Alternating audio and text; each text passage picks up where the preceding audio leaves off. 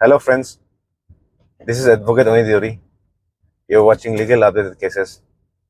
So, our topic is regarding Notary, Notary Act. Recently, the government of Arunachal Pradesh has appointed 38 numbers of notary officers, first batch, in every district. तो उस topic में मैं आपके साथ कुछ discuss करना चाहता हूँ कि नोटरी एक्ट क्या होता है और नोटरी पब्लिक क्या होता है। तो अरुणाचल ने recently 38 numbers of notary officers appoint किया अरुणाचल गवर्नमेंट के अंदर में।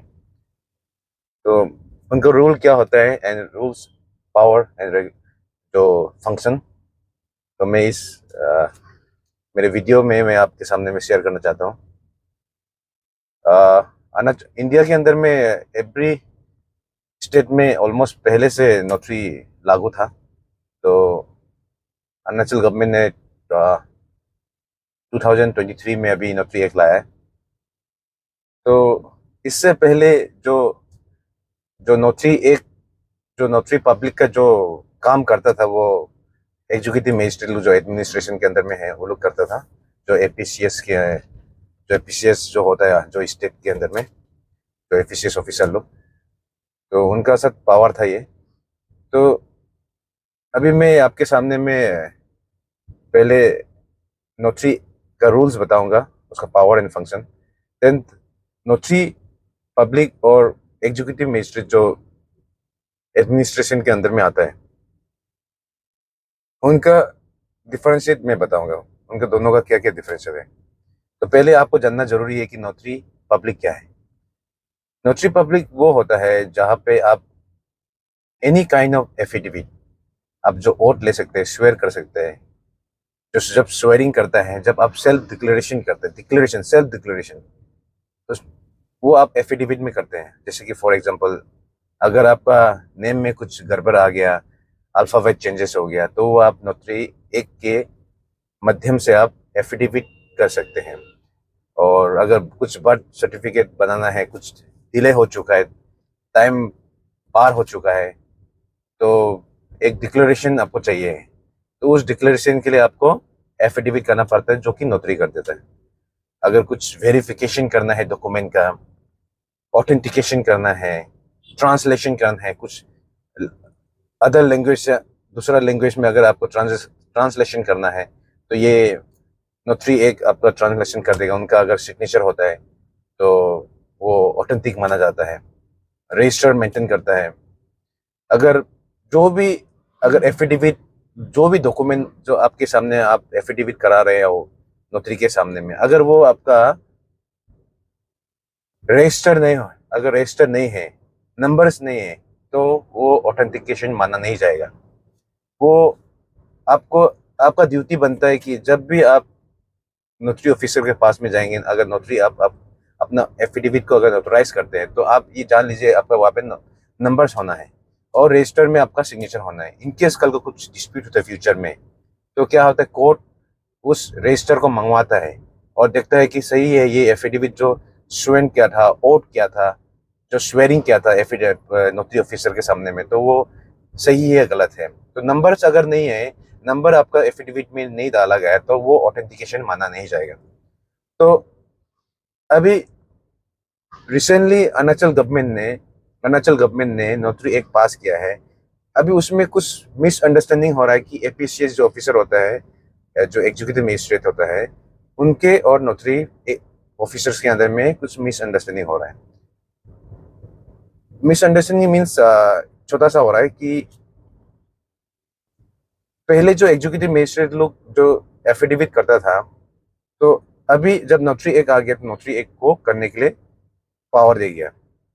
तो अभी उनका भी ये कहना है कि हम भी कर सकते हैं। तो एज पर सीआरपीसी 297 सेक्शन के अंदर में डिफाइन किया गया है कि एफिडेविट कौन कौन स्वेयर और ओट करा सकते हैं। आपको ये एक और पॉइंट मैं बताना चाहता हूँ। ओट कमिश्नर, ओट कमिश्नर किसे कहते हैं? ओट कमिश्नर और notary. Notary state government appoint करता है, आइदर सेंट्रल गवर्नमेंट भी अपॉइंट कर सकता है। स्टेट गवर्नमेंट अगर करता है तो उसका एक लिमिटेशन होता है, वो स्टेट के अंदर ही उसका नोटराइज वो कर सकते हैं। अगर सेंट्रल गवर्नमेंट अगर अपॉइंट करता है तो वो पूरा इंडिया के अंदर में वो अपना नोटराइज करा सकते हैं।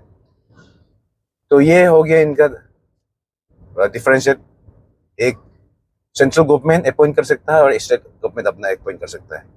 देन आपका आता है ओट कमिश्नर। ओट कमिश्नर ऐसा होता है कि आपका हाई कोर्ट या सुप्रीम कोर्ट अपना ओट कमिश्नर के लिए, जैसे कोर्ट में कुछ ओट लेने के लिए, स्वेयर एफिडेविट करने के लिए, तो ओट कमिश्नर अपॉइंट करता है, जो कि हाई कोर्ट ही कर सकता है।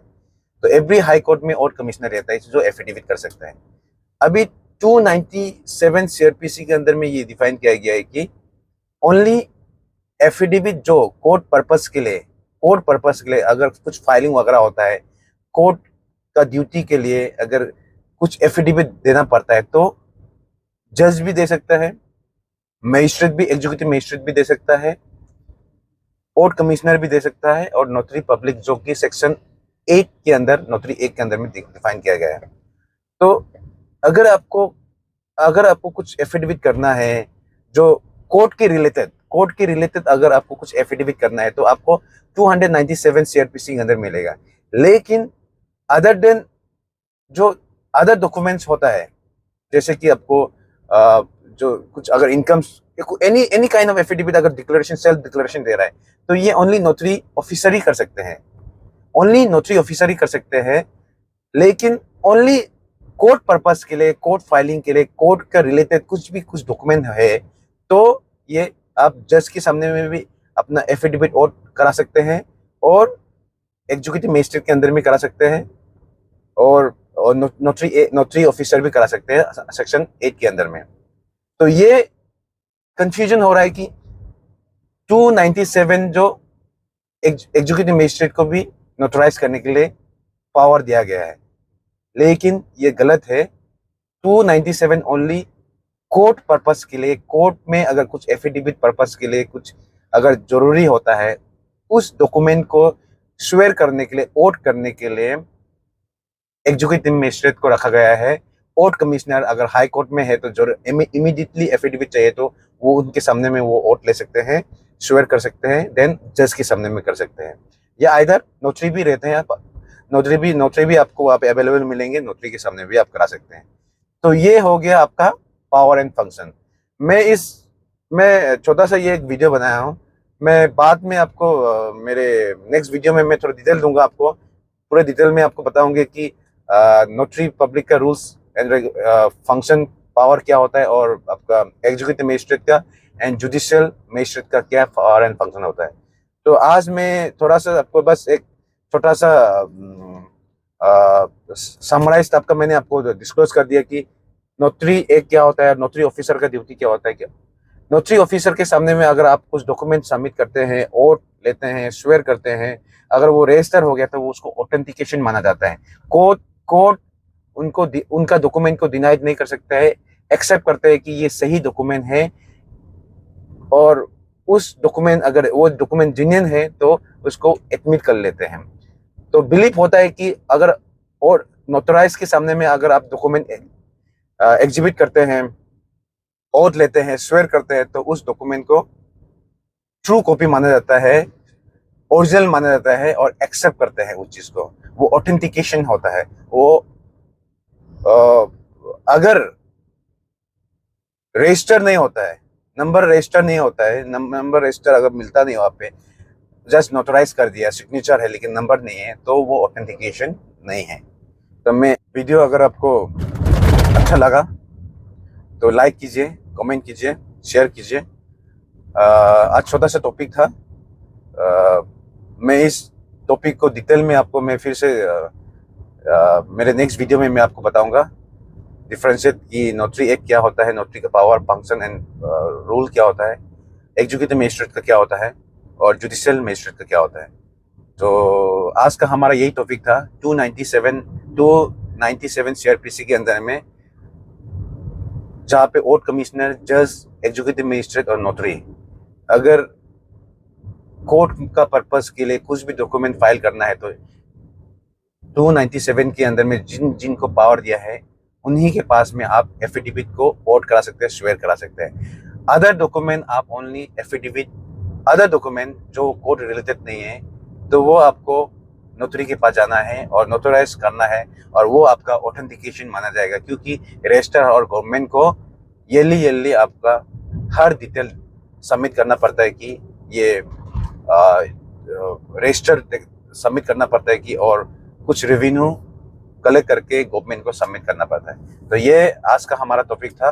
तो मैं नेक्स्ट वीडियो में आपको डिटेल में इस नोटरी एक्ट के बारे में बताऊंगा। तो आज के लिए इतना ही है। Thank you.